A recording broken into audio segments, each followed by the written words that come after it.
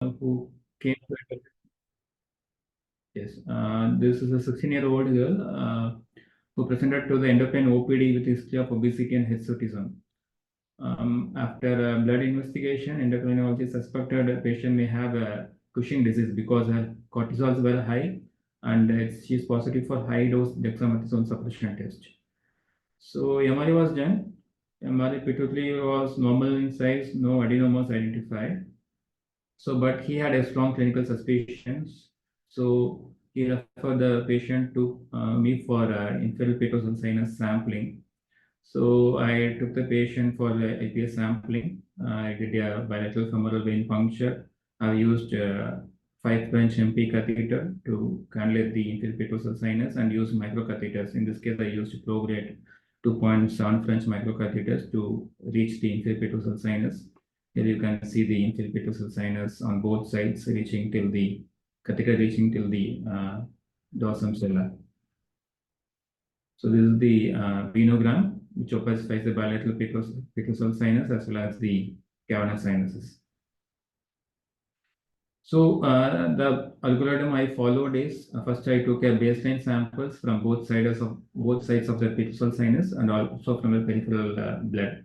Peripheral sample I take from one of the femoral sheaths. Once baseline sample has been taken, we have to give a stimulation. Usually, as per the textbooks, stimulation has been given through a CRH, corticotropin releasing hormone, which is not available in our country. So I used desmopressin. I used 10 mics of IV desmopressin and used multiple serial sampling from 3 minutes post desmopressin, 5 minutes, 10 minutes, and 15 minutes. So this is the result. We can see the clear lateralization towards the right side, right from the beginning, right from the baseline. There is a clear trend towards the right side ACTH production. As per the guidelines, the baseline IPS ratio of more than 2 is diagnostic of Cushing disease, and stimulated IPS peripheral ACTH ratio more than 3 is diagnostic of Cushing disease. In our case, it was more than 50 pituitary versus peripheral. Also, there was an intersinus ratio of more than 1.4 is significant for lateralization. In our case, we got a lateralization of 9.7, which is quite significant. And the result was Cushing disease with right lateralization. And she is planned for hypophyseectomy, right side hypophyseectomy. So this is another companion case. It's also one of the venous sampling case, which is referred by the endocrinologist for suspected to have a Conn syndrome because his plasma aldosterone was very high with a low plasma renin. And it's a plain CT which showed a left side adrenal adenoma here.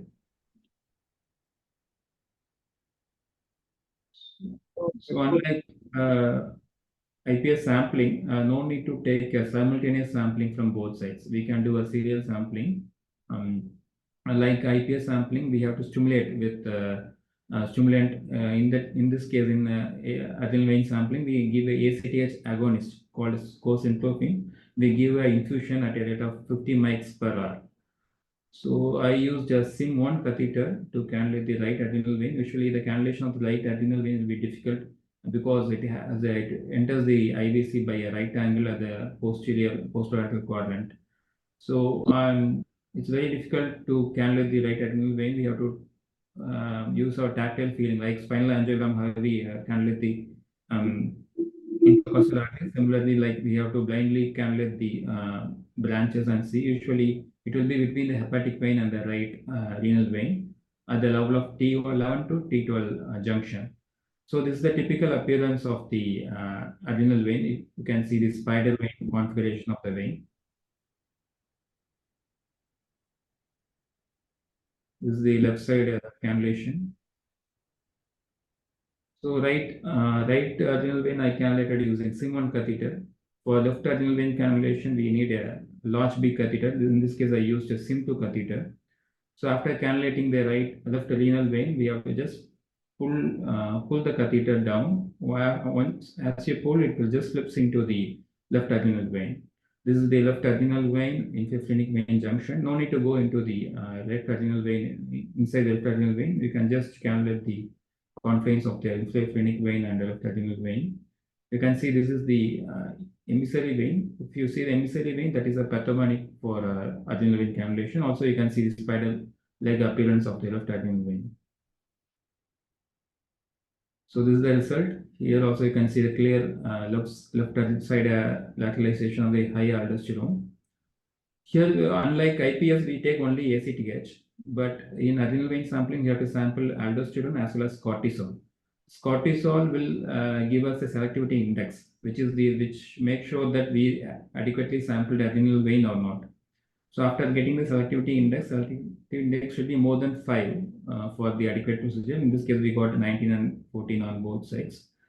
And also after taking the aldosterone cortisol ratio, we have to do a lateralization index of more than 4 is diagnostic. In this case, I got a lateralization index of more than 45, which is quite significant.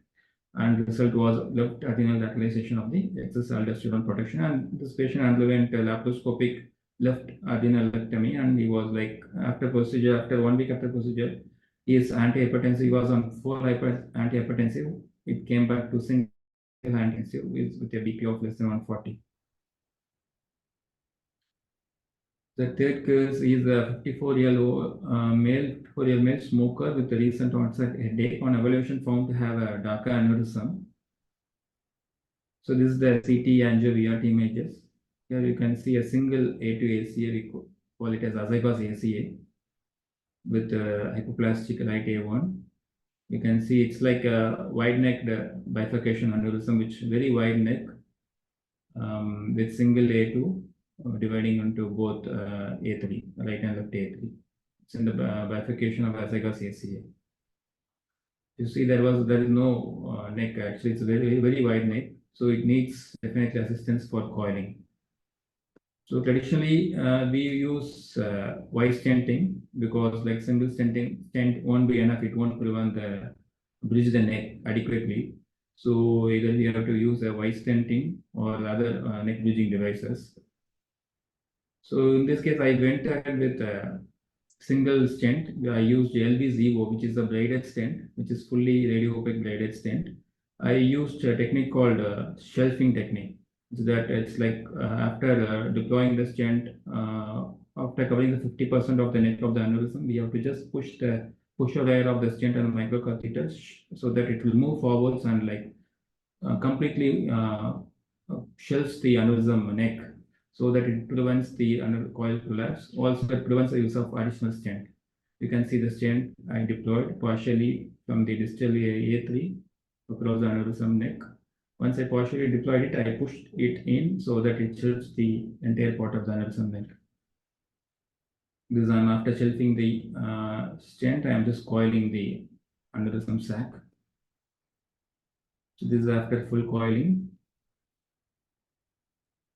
This is the MRI angio taken after 3 months. This is the CT angio image, shows a complete occlusion. There was a stent related artifact is there in top MRI. The next case, young female, she is a known case of autosomal dominant polycystic kidney disease, but with stable renal function. She presented with headache. On routine evaluation with MRI, this is her CT images. You can see the multiple cysts in the bilateral ovaries. Also, she had a cyst in the liver as well. So this is an MR image. You can see a floward with the aneurysm in the right M1 MCL. So this is the top image. There is a aplastic right A1 with aneurysm the right M1.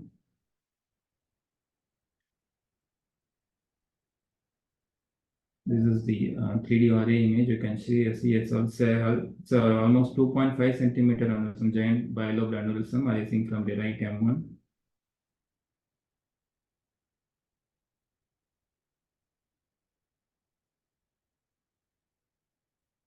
There was a trifurcation of the right MCA.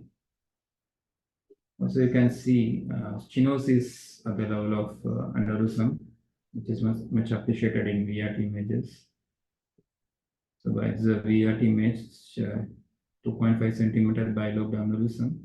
Even right M1 MCA itself is there. Apart from aneurysm, the M1 MCA itself is dysplastic. You can see the narrowing of the proximal A1. After aneurysm, there is an dysplastic MCA. So this plastic MC has to be treated with flow diverter. You all know that flow remodeling is needed to treat this plastic MC, and its coiling is needed for this aneurysm. Definitely, it's needed because giant aneurysm. If you put a flow diverter alone, it will go for a rapid thrombosis. Also, to organize the thrombosis, also to prevent a dramatic flow changes within the aneurysm, to always couple with coiling with the flow diverter. So I thought of do a flow diverter with coiling for this case. So since the giant aneurysm, I couldn't able to cross the parent artery, so I have to use a loop within the aneurysm. So you can see I am forming a loop within the aneurysm and taking the wire into the M3. So I was not unlooping on its own, so I have to use a stent anchor technique. It's like we have to deploy a stent width level in the M3 and we have to pull it with untwisting motion. So the stent will anchor the catheter there and we can just pull it out, which will unloop the catheter. You can see I'm just unlooping the catheter. The loop is being straightened now. So when loop is formed, I took the intermediate catheter and I retrieved the stent width level.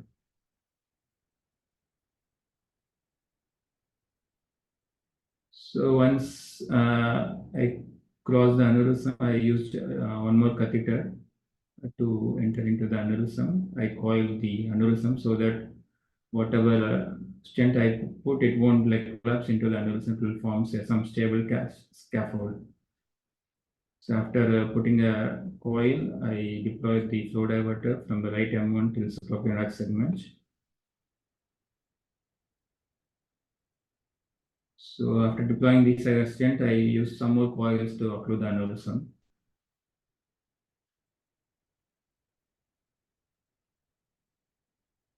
So this is the pre-intervention image. This is the post angiogram. Shows near complete occlusion with a delayed stagnation within the aneurysm.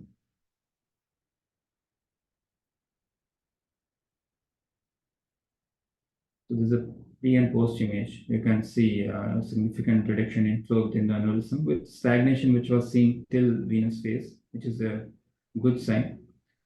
This patient was done recently, 4 months back. She's awaiting follow-up. The next case, it's a 8-year-old child. She presented with acute onset headache with right lower limb weakness when she was playing.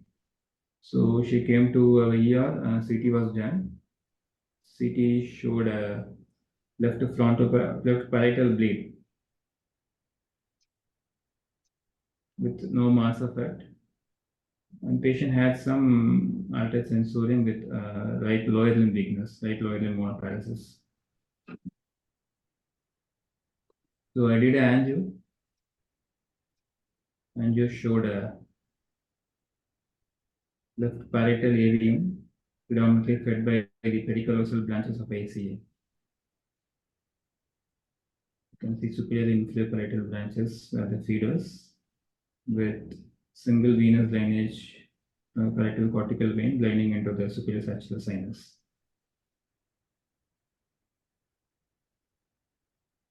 The oblique and overview, you can see it was a spasmoid AVM with tiny arterial feeder with suspicious feeding artery aneurysm here. So the fetus was very tiny and the patient was not that much symptomatic. So we planned for elective embolization. During the waiting time, she had a physiotherapy and her right lower limb weakness improved. Then I have taken the patient for embolization. This is a microcatheter injection. I wanted to keep it simple. I planned of embolizing AVM with a glue using magic microcatheter. So I placed the microcatheter in the two feeders. First, I took a microcatheter angiogram. To the surprise, this time, microcatheter angiogram showed there was a deep venous lineage. You can see here, there's a small vein which is draining into the deep vein, then into the stage sinus. Also, you can see small aneurysm in the superior parietal branch.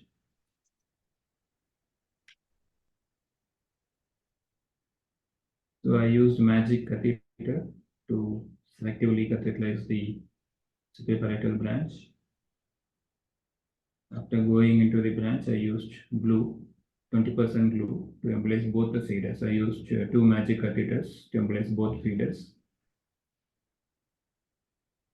So this is the glue cast. This is the post angiogram. I could able to embolize the both feeders completely with no residual venous lineage or nidal filling. This patient made a good recovery and discharged after 2 days. She is on follow. Next case, it's a stroke, young female with no significant past history. She presented to the ER with acute onset right-sided weakness and speech difficulty with a window of 2.5 hours with NIHS of 9 with aspects of 3. You can see only signal changes in the caudate and the lentiform. Plain CT shows hyperdense left MCA and CT angio shows an acute left MCA cutoff. Also, what we could see is like there is a complete occlusion of the left CCA as well, with the reformation of the CCA bifurcation, distal CCA bifurcation. So this is the volume rendered image.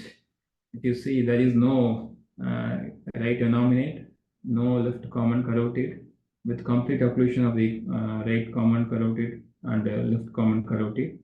Only vessel which has a direct contact with the aorta is the left subclavian. Even that is got occluded after the vestibular artery origin.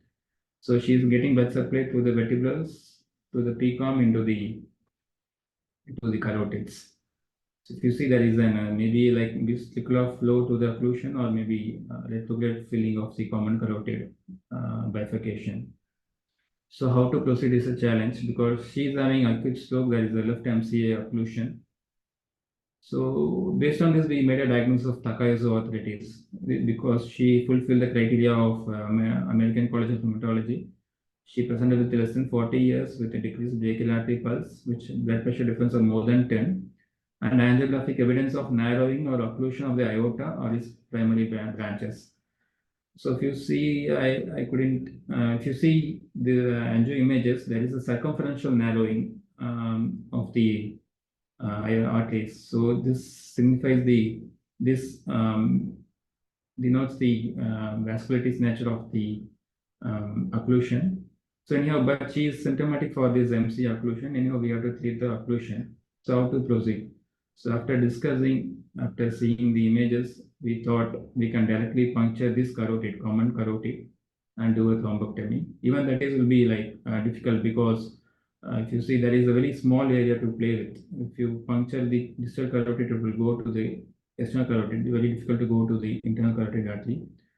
So we did a external carotid puncture. We pass the wire into the external carotid artery. After securing the sheet in the external carotid artery, we pull back the microcatheter slowly and we pass one more O and 8 wire into the left ICA and push the catheter into the left ICA. So this is the common carotid angiogram. You can see the complete cutoff of the left MCA. So after I used A68 and stent retriever and solitaire 640. This you can see the solitaire stent across the clot.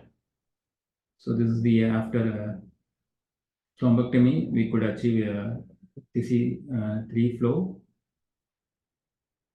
So after procedure, hemostasis I achieved with a manual compression because hemostasis was not a big thing here because there was a flow control. There was occlusion here. There was not much of hematoma. We could able to achieve the compression of normal manual compression in 10 minutes. So other case is a 60-year-old male with history of redness of right eye and chemosis with history of tinnitus. So this is the right ascending pharyngeal artery angiogram. It showed a fistula at the level of hypoglossal canal with arterial feeders from the neuromeningeal trunk of the ascending pharyngeal artery. You could see the retrograde venous lineage into the right side IPS, into the cavernous sinus, into the superior ophthalmic vein. Also, we could see the cortical venous reflex into the brain. So it is a hypoglossal canal dural fistula. This has a type 4 IPS because this IPS is not directly draining into the IJV. So it's a type 4 IPS. So if it is like a normal type 1 IPS, we can treat this with transvenous coiling. But there is no communication. We cannot approach the fistula through IJV. So what is the next? Plans arterial we cannot do because it's a neuromeningeal plan. Plans arterial liquid embolic agent will risk the patient with lower cranial palsy. So we have to do a transvenous. So how to approach the vein is the question. So we tried with opposite IPS was okay. So we tried left-sided IPS. We tried to come to the across the cavernous sinus, but we couldn't reach because a lot of septations were there in the cavernous sinus. So we tried using puncturing the facial vein. That also because of a lot of tortuosities, we could not able to navigate the catheter. This is the 3D RA image. You can see the multiple arterial feeders. This is the dilated venous pouch. It's the anterior condylar vein confluence at the level of hypoglossal canal. So with the roadmap guidance, we directly puncture the inferior tributary of the superior ophthalmic vein. You can see the sheath over here. After puncturing, we directly pass the marathon microcatheter with a Traxxas wire. With the roadmap guidance, we could able to reach the hypoglossal canal. So this is the expert CT image. This you can see the microcatheter tip. After confirming the position of the microcatheter tip in the hypoglossal canal, we particularly coiled only the venous pouch. You can see the venous pouch in the, this is a coronal image. You can see the eagle head appearance of the hypoglossal canal. We selectively coil the venous pouch in the hypoglossal canal. With few coils, 2-3 coils, we could able to completely occlude the fistula. This is a check angiogram, shows complete obliteration of the fistula. The another case in patient is a case of C5 osteoblastoma, C5 vertebral osteoblastoma. It's operated by orthopedician by anti-surgical approach. During surgery, the surgeon encountered a right vertebral artery injury. There was bleeding. It was not repaired on table, so he packed with gauzes and he placed the line and came out. So after that, there was a frank blood. It was lining in the drain. So we got a call. So taken the patient for angiogram. Right hand, this is the right subclavian angiogram, which shows like there was a complete cutoff at the level of proximal right vertebral artery with no any evidence of any leak. So the complete cutoff is a sign of arterial injury, either dissection or transection. So I coil the proximal vertebral artery. So I have taken a check angiogram of left side to see what is happening. It was like only retrograde filling of the right V4 was seen. So, but I tried. I want to know what is happening because they was still showing blood in frank blood. So I crossed into the right vertebral artery. I used a microcatheter injection. So this was the picture. There was a extravasation of the blood contrast. In fact, you can see this is a line placed in the vertebral from the neck. Even line was filling the contrast. So retrogradely, I coiled with the front and back door technique. So achieving the complete occlusion of the transection. And permits, I'll show some more cases too.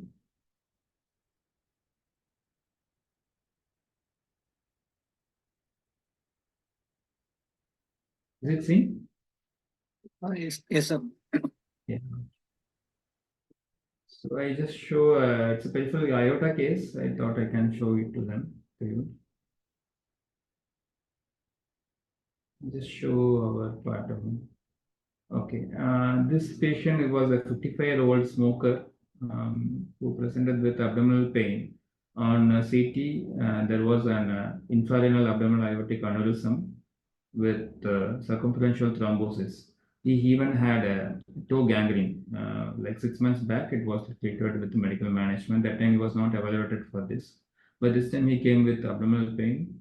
On CT ultrasound, they picked up the aneurysm and we did a CT. CT was a 5.5 centimeter diameter infrarenal aortic aneurysm. This is a volume rendered image.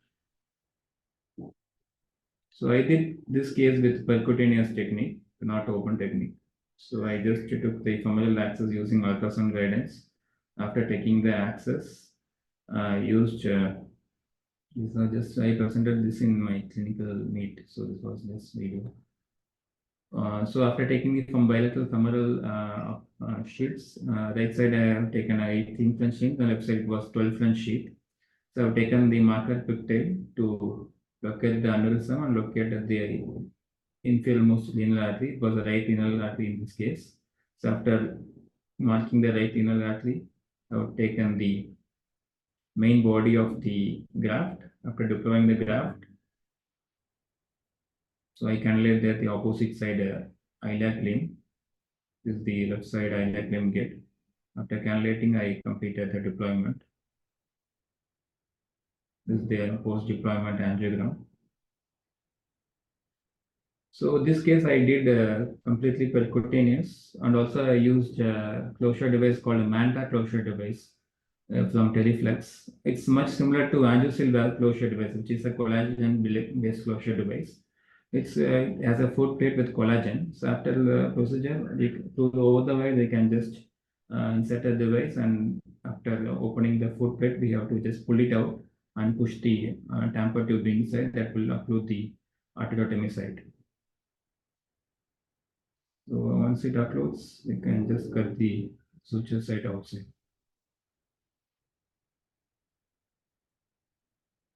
So this patient came after 1 month for follow. This is the follow-up CT aortogram. You can see well-placed stent graft with patent right renal artery, and under some size has reduced with no endoleak. You can see no endoleak with patent iliac arteries. You can see the radiopaque markers over here. This is the radiopaque marker of the vascular closure device. In case if you want to puncture again, this is a fluoroscopic marker. We can see in fluoroscopy, we can avoid this marker. This collagen-based device, one more disadvantage when compared to suture-based devices, it will take some time for the collagen to absorb. So we cannot puncture the same site. So we have to choose at least 1 centimeter proximal distal to the collagen device.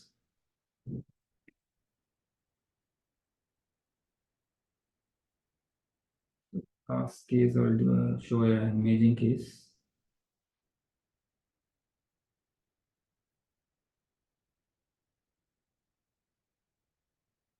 The 45-year-old male is a known case of ulcerative colitis. He is on an immunomodulator. He was on immunomodulator for past 2 months. He presented to the ER with GTCS with altered sensorium.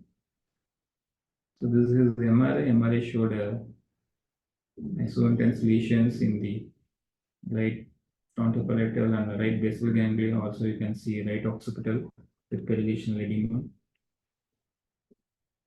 T2 shows hyperintense lesions with perilesional edema. It shows intense diffusion and restriction. Also, you could see there is one more lesion in the orbit. SWA shows like dual limb same with outer hypointense with inner hyperintense limb. So everything more suggestive of an infective etiology. It's like multiple abscess. So what is the etiology of the abscess? Patient is a no compromise patient with multiple abscess. You can see there is extracornal right rectus abscess is there. So based on this abscess, patient was treated as an brain abscess, but not much of my improvement. So neurosurgeon, neurologist had a discussion whether to sample it. So neurosurgeon thought of like doing a craniotomy and doing aspiration from the hospitalization thing since it's more superficial.